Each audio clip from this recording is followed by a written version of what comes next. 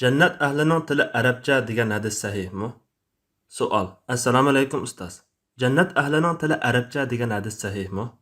Inson o'lgandan keyin va jannatda qaysi tilda gaplashadi? Javob. Va alaykum assalom va rahmatullohi va barakatuh. Barliq hamd sanolar Janobi Allohga bo'lsin. Durud va salomlar payg'ambarimizga, u zotning oila taobatlariga, ashablarga va u zotga toki qiyomatgacha ergashganlarga bo'lsin.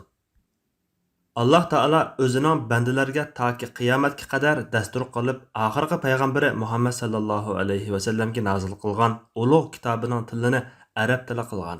Buning bilan Alloh taolo Qur'oni Karimni insonlarning o'zgartib o'tilmasligiga abadiy kafolatlik qilgan. Bu haqda Alloh taolo deydiki: Qur'onni haqiqatan biz nozil qildik va biz cho'qim uni qo'g'daymiz. Hijr surasi 9-oyat.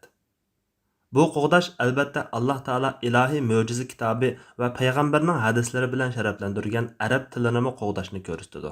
Buning bilan arab tili bugungi kunimizda eng uzun umr ko'rgan hayot tillarining eng qadimgisi bo'lib qolmay, toki qiyomatga qadar davomlashib putilgan tildir.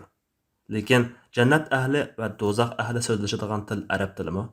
Ba'zi olimlar jannat ahlining tili arabcha deb yakunlagan bo'lsa-mu, bu haqda Qur'onda yoki hadisda kaskin va aniq dalil yo'q.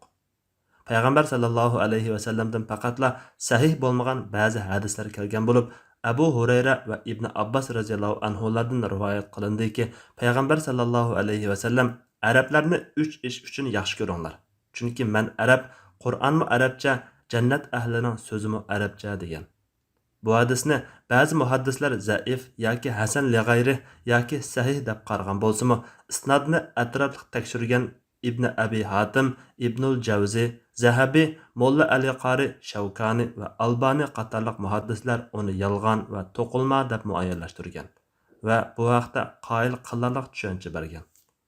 Bu vaqtda yana bir hadis rivoyat qilingan bo'lib, uningda jannat ahli jannatga Odam alayhissalomning egizligida, Padişah gezida 60 gaz, Yusuf husnida, İsa'ning tavallud bo'lib osmonga ko'tarilgan 33 yoshda va Muhammad alayhissalomning tilida badallari mo'ysiz, soqol burishsiz, so'rmi tortilgan holda kirdi deyilgan.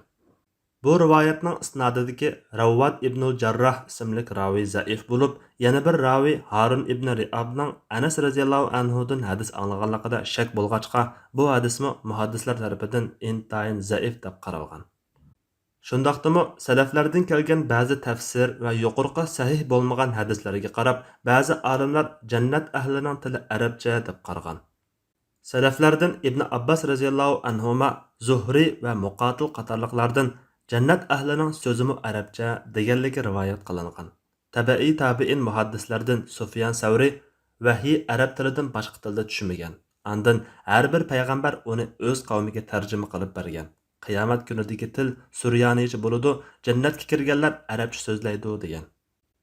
Yuqorqi tafsirlar Ibn Abbas radhiyallohu anhumadan sahih sanad bilan keldimi yo'q. Andan buni o'z ijtihodi bilan deganmi yoki payg'ambar sallallohu alayhi va sallamdan kelgan bo'yicha dedimi, bunisi aniq emas. Cho'ng ehtimolda sanadi sahih emas. Shunga Imom Ibn Taymiya rahimahulloh uningdan Alloh taolo insonlarni qayta tirildigan kunda xaloyiqqa qaysi tilda xitob qiladi? Ularga arab tili bilan xitob qilamdi. Do'zax ahlining tili farischa, jannat ahlining tili arabcha deb sahih kelganmi deb so'ralganida javoban deganki: Jami hamdu sana olamlarning parvardigori Allohga xosdir. U kunda kishilar qaysi tilda so'zlaydiganligi yoki Alloh jalla jalaluhuning xitobini qaysi tilda anglaydiganligi ma'lum emas. Chunki Alloh taolo yoki Rasululloh sallallohu alayhi va sallam bizga bu to'g'rida xabar bermagan. Farischining do'zax ahlining tili ekanligi yoki arabchining abadiy huzur halovat ahlining tili ekanligi sahih kelmagandir. Bu haqda sahoba kiramlar orasida da'talash borligini bilmaymiz. Balki ularning hammasi bu haqda bo'ldi qilishidi. Chunki buningdek masalalarda bir narsa deyish ortiqcha so'zlashdir. Alloh taolami zimin ahliga bu haqda so'z qilmagandir. Lekin keyin kelgan olimlar o'ttirida bu haqda qarash o'xshashmasligi bo'lgan. Ba'zilar arabcha so'zlashidi desa, yana ba'zilar do'zax ahli farischa so'zlashidi degan. Yana ba'zilar suryonicha so'zlashidi. Chunki bu Odam alayhissalomning tili. Jimi tillar shuningdan shoxlab chiqqan degan. Yana ba'zilar faqat jannat ahlilar arabcha so'zlaydi degan. Bu qarashlarning egalarining hech birining ya aql tarafdan, ya naql tarafdan pakiti yo'q bo'lib, u dalilsiz iddaolardir xolos. Alloh subhanahu va taolo eng yaxshi va eng to'liq bilguchidir. Demak, jannat ahlining qaysi tilda so'zlashadiganligi yoki Parvardigor Allohning so'zini qaysi tilda anglaydiganligi, nomi amallarning qaysi tilda yozilib berildiganligi, hatto qabrdagi savol-so'roqlarning qaysi tilda bo'ladiganligi bizga ma'lum emas. Chunki bu masalani Alloh taolo bizga aytib bergan emas. Payg'ambar sallallohu alayhi va sallamdan bu to'g'rida sahih biror hadis kelgani yo'q. U mazmundagi hadislar sahih emas. Bizning buni bilishimizmi zarur emas. Biz faqat jannat va do'zax ahlining o'zaro so'zlashadiganligini va bir-birini tushunishadiganligini bilsak yetarlik.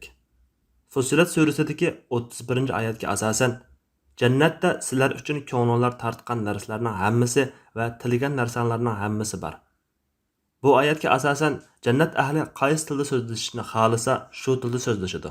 Degilimi bo'ladi. To'g'risi, bu vaqtda bir narsa demay, Allohdan jannatul rizvonni tilashdir. Allah eng to'g'risini bilguchidir. Fatvoda doktor Abdul Aziz rahmatulloh.